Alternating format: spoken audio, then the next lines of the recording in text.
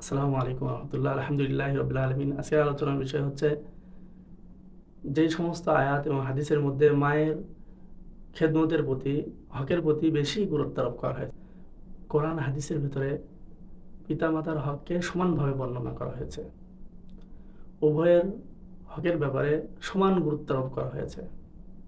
এজন্য কাউকে খাটো করে দেখা কোনো অবকাশ নেই। তবে কোনো কোনো আয়াত এবং হাদিসের ভিতরে পাওয়া যায় যে মায়ের অধিকার এবং তার সেবার, তার খেদমতের বিষয়টি বিশেষ গুরুত্ব আরোপ করা হয়েছে। কারণ সন্তান লালন পালনে মা যে অসাধারণ কষ্ট স্বীকার করেন এবং অবর্ণনীয় দুঃখ কষ্ট বরদাস্ত করেন, এদিক থেকে পিতা এরকমভাবে সেই কষ্টটা সহ্য করেন না। আল্লাহ তাআলা সূরা লোকমানের 14 নম্বর আয়াতে বলেন, ওয়াসাইনাল ইনসানা বিওয়ালিদাইহি হামালাতহু উম্মুহু ওয়াহনান আলা ওয়াহনিন ওয়া ফিসালুহু ফি আমাইনি আনিশকুর লি ওয়া লিওয়ালিদাইকা ওয়া ইলাইয়াল মাসির।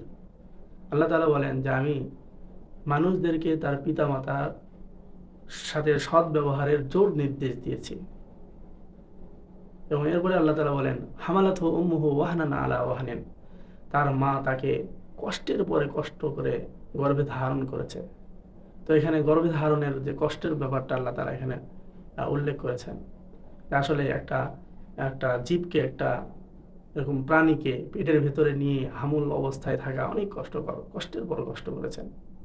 এমনিভাবে প্রসব বেদনা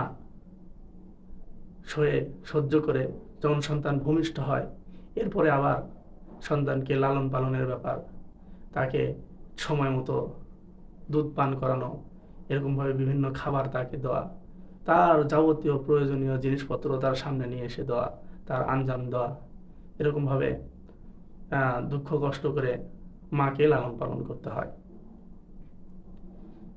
মা ভিজা বিছানায় শুয়ে সন্তানকে শুকনো বিছানায় শুয়ে দেন, এরকমভাবে পেশাব পায়খানা পরিষ্কার করে দেন, তার নিজের শরীরের উষ্ণতা দিয়ে সন্তানকে তাপ দেন। এরকমভাবে রাতের বেলায় যখন গরমের সময় বিদ্যুৎ থাকে না, তখন সারা রাত হাত বাতাস করে মা তার এরকমভাবে শান্তির ব্যবস্থা করে দেন। বিভিন্ন কষ্ট যন্ত্রণা সহ্য করে এরকমভাবে সন্তানকে লালন পালন করেন। নিজে না খেয়ে সন্তানের মুখে খাবার তুলে দিয়ে এরকমভাবে তারা তৃপ্ত হন। তাদের ভালোবাসা এমন। আল্লাহ রসুল সাল্লাল্লাহু আলাইহি ওয়াসাল্লাম বলেন, বুখারী শরীফের বর্ণনায় আসছে, আবু হুরায়রা রাদিয়াল্লাহু তাআলা আনহু বলেন যে এক ব্যক্তি রাসূলুল্লাহ সাল্লাল্লাহু আলাইহি ওয়াসাল্লামের নিকটে আসলো। যা রাজুলুন ইলা রাসূলিল্লাহি সাল্লাল্লাহু আলাইহি ওয়াসাল্লাম ফাকালা, এবং বললেন, মান আহাক্কুন নাসি বিহুসনি সুহবাতি। রাসূলকে বললেন, হে রাসূল, আমার সৎ ব্যবহারের সবচাইতে উত্তম ব্যক্তিকে, যোগ্য ব্যক্তিকে আমি কার কাছে বেশি সৎ ব্যবহার করব?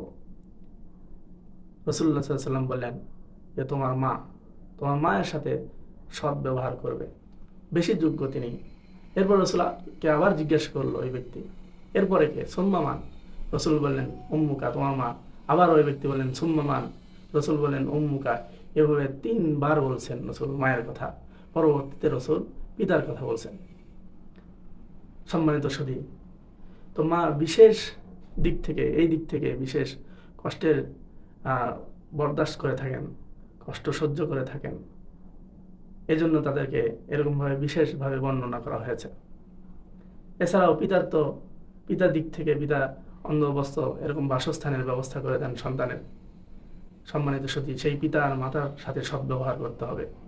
জীবদ্দশায় তারা যুবক যুবতী থাকা অবস্থাও তাদের সাথে সদ্ব্যবহার করতে হবে, বৃদ্ধা অবস্থায়ও তাদের সাথে সদ্ব্যবহার করতে হবে, সর্ব অবস্থায় তাদের সাথে সদ্ব্যবহার করতে হবে। এরকমভাবে যাদের পিতামাতা জীবিত নাই, তারা পিতামাতার জন্য ইস্তেগফার করবেন, দোয়া করবেন। এরকমভাবে দান সাদকার মাধ্যমে ইসালে সওয়াব করতে হবে তাদের জন্য। তাদের বন্ধু বান্ধব এবং আত্মীয় স্বজনদের সাথে ভালো ব্যবহার করতে হবে। তাহলে অবশ্যই আমরা বাধ্যগত সন্তানের অন্তর্ভুক্ত হতে পারবো। আমরা দোয়া করবো, রব্বিরহামহুমা কামা রব্বায়ানি সগীরা, এর অর্থ হচ্ছে, হে রব, আমাদের পিতামাতা যেভাবে লালন পালন করেছেন আমাদের শিশু অবস্থায়, ছোট অবস্থায়, আপনিও তাদেরকে লালন পালন করুন, আপনি তাদের ওপর দয়া করুন। আমরা বলবো যে আপনি তাদের ওপর দয়া করুন, আপনার অনন্ত অসীম করুণার কোলে তাদেরকে আশ্রয় দেন।